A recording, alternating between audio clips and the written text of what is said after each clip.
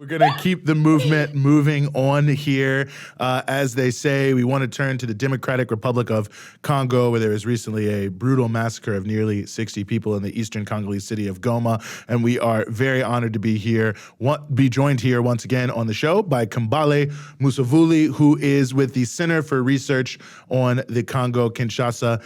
Kambale, as always, thanks so much for being with us, sir. Thank you for having me. Well, if you could, unfortunately, I don't think this has made the type of news worldwide that it should have. Nearly 60 people massacred in Goma, Eastern DRC, about a week and a half ago, I believe it was. Tell us what happened there in Goma. But a couple of weeks ago, a group of Congolese who are part of what they call Wanzalendo called for a protest. The protest is very particular. It's happening as people are mobilizing around the world, particularly actually in West Africa. They're mobilizing for the French military to be out. And in the Congo, you have Congolese who are mobilizing for the UN peacekeepers to leave the DRC. The reason why they are calling for the UN peacekeepers to leave the DRC is that the UN peacekeepers have been there for almost 2 decades, and there has not been peace in DRC. There have been many groups over the years who have called for that. So it's not the first time that this has happened. And of course, it's not the first time also during protests that people have been killed. But what is disheartening about this is that the Western press has been insisting on who they are, right? They say that a religious sect organized a protest against the United Nations forces and they were killed. So whenever it's presented that way, what it causes to someone that say, wow, these are some lunatics who are calling for the UN forces to leave the DRC. That's not the case. Many Congolese, including myself, many Congolese have said it does not make sense to have a $1.2 billion a year budget of foreign militaries in the DRC, yet there is no peace. So they called for the UN to leave. They called for the East African community forces also to leave because there is no peace. And there was repression. Repression that is quite stigmatizing for us in DRC. We've lost over 6 million Congolese since the conflict started in 1996. The presidential guard, they call them the Republican Guard, right? So it's an elite military force, decided to shoot at the protesters. The same day, the numbers that came out that told us that there were 10 people killed. A few days later, it went to about a couple of dozens. The UN official is using the number 48. The Congolese government is using the number 56. Depending on who you read, the numbers are fluctuating between the 40s and the 50s. But when you talk to people on the ground in Goma, they're telling you over 100 have died. And this is what they're explaining to me. They're saying that the number of deaths is equal to the number of bodies found. So we know today that the Congolese military, the Republican Guard, when they shot at the civilians, they brought a truck and actually dragged the bodies and were putting the bodies inside of the truck. Thanks to the citizens of Goma, many took the cameras and were filming what was actually taking place.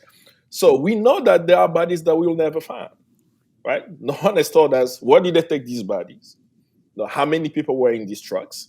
But the body recovered in hospitals and is around 56, if I have to use the highest number. So hundreds of Congolese were shot and killed. Who is responsible? Who is accountable? Who should be held responsible for the killing? I'm very clear that the Congolese government bear responsibility, right? They've had a sham trial. They have a few commanders who have, been put in front of the cameras as they are the ones who gave the order. But the way it happened begs the questions: why are Congolese people being killed by their own army, when rebels, the M23 rebels, have held a town called Bunagana for a year. There is a town in the Congo that's no longer in control of the Congolese people. Right? For a year, these soldiers who can shoot at civilians are not able to shoot at rebels who are arming the people. Then you have to start thinking, who trained them? The African intelligence, a month or so ago, published an article showing us that the Republican Guards are being trained by Israel today, as the Israeli forces use this same type of violence against Palestinians? Of course, right? So when we see this type of brutality all around the world, we must start looking who is financing the Congolese military, who's training the Congolese army, for which, whose interest. Then you start understanding the Pandora of first how this military is controlled by outside forces, and of course, they will not be afraid to shoot at a civilian. So that's one way to look at it. The second thing to look at as it relates to the killing is what these Republican Guards did after they killed the civilians.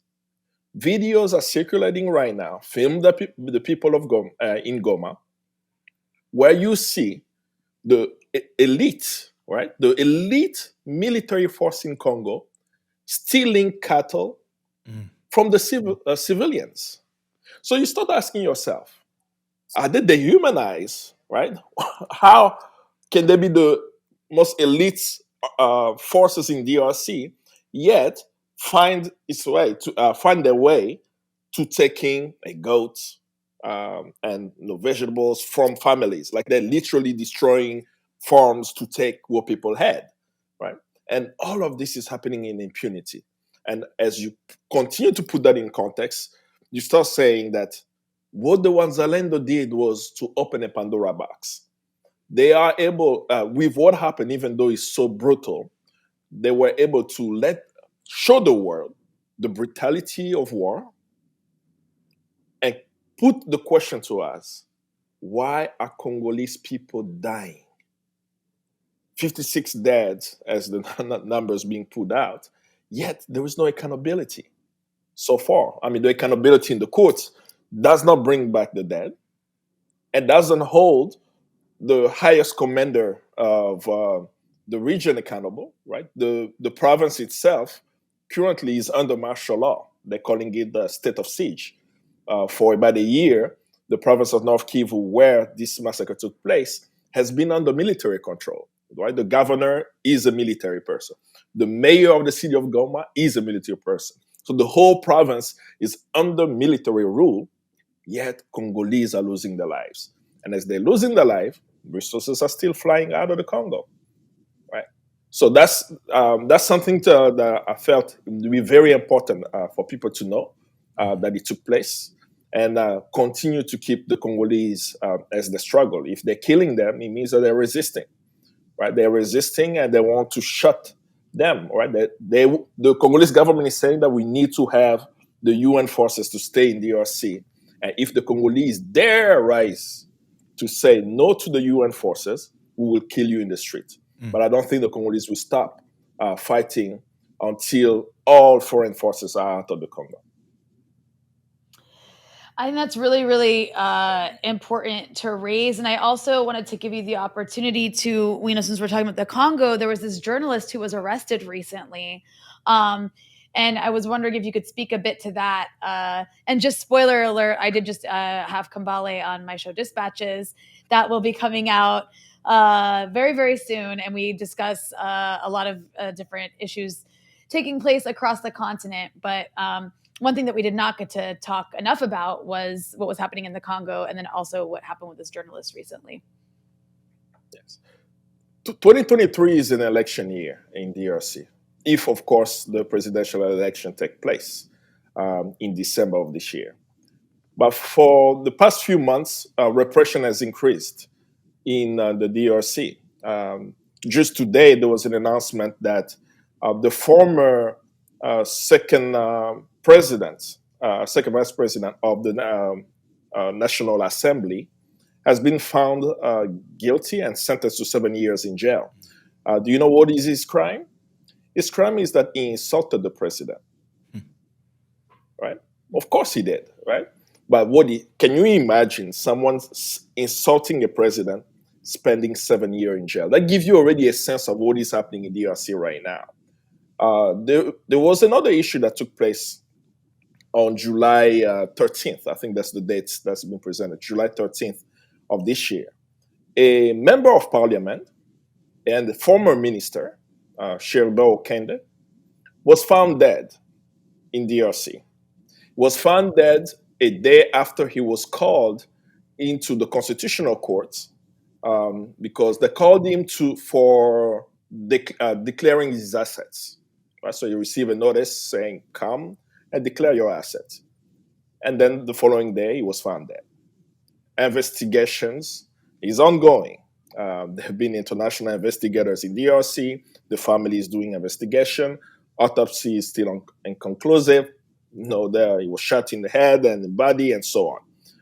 And as all of this is ongoing, a news paper called Jeune Afrique published an article by its editorial board about information that it has around the killing, right? And in the information that they published, they implicated security forces for killing the member of parliament. Stanis Bujakera, who is the journalist, works for the newspaper, Jeune Afrique. Last week, he was at the airport trying to fly into one of the provinces inside of the country, and he was arrested. And he's been under arrest since.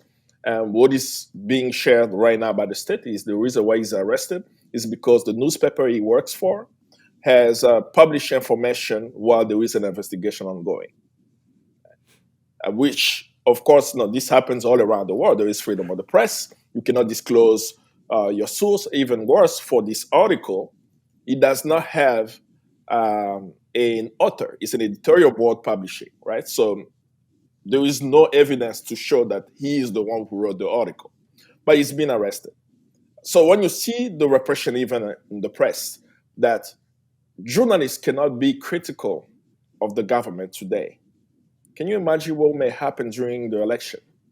Right? That, of course, an MP being killed, for some, they will say it's a big deal. But I continue to say more Congolese are dying on a daily basis, and journalists are the one helping us tell the stories of these Congolese, even though Kambale Musavuli was an MP.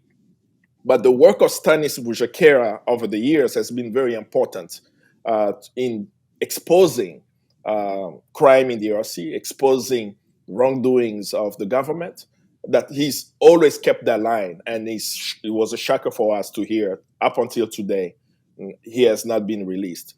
Even worse, his account is being managed right now by his colleagues, Jeune Afrique, and they posted a statement saying that the people who are holding him have been trying to delete his Twitter account. Right? And they actually posted it, right? So, of course, he's arrested. They have his cell phone. They have his computers. And they have been trying to do that. But because he had a process where he's not the only one using the account, Jeune Afrique, his colleagues Jeune Afrique, are exposing that they are trying to delete his account. So it's unfortunate that it's happening. Like, it is predictable. It's predictable to see the current regime of Tshisekedi repress the media, and of course the killing that took place in Goma, because they want to maintain power beyond the electoral term. We know that he now won the presidential election of 2018, so now they want to organize a sham election and silence anyone who may have a different opinion of what they are doing. And what they are doing, if I have to go step by step, I mean, people will cry just listening. Like, the president of the Congo spoke at the APAC summit in Washington, D.C. The president of the Congo went to Israel, right? And he received an honorary degree there. He caused the situation in Western Sahara, the Balkanization of Morocco, for example. The DRC was part of the team of the countries to look at Israel's seats at the African Union, right? And he's very close to Israel. This is why the presidential guard are being trained by the Israeli forces. And I can go on and on, even from mining deals and so on. So the sad part about the president of the DRC is that he comes from the opposition, right? And before he became president, the repression that we're seeing was being done by Joseph Kabila. And while he was in the opposition, he was denouncing this violence, right? He was denouncing the practices under Joseph Kabila, calling him a legitimate president, and he must leave.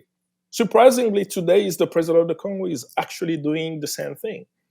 This is why, at least for the people of the Congo, we are clear. It's not the election that's going to bring a change to our country. There must be a conscious and organized mass force in DRC to change the way we engage, so that when the Congolese understand that the UN forces is an imperial force in DRC, not to bring about peace, but to continue to secure the continuous flow of strategic minerals out of DRC, then we can have a peaceful and strong Congo. So Congolese people are clear about what is happening, and it's unfortunate that journalists are being targeted when they're exposing what the state is doing. Well, a lot to sort through here, and we appreciate you helping us understand it to a much greater degree. Kambale Musavuli, analyst with the Center for Research on the Congo, Kinshasa. Thank you so much, as always, for joining us here on The Freedom Side. Thank you.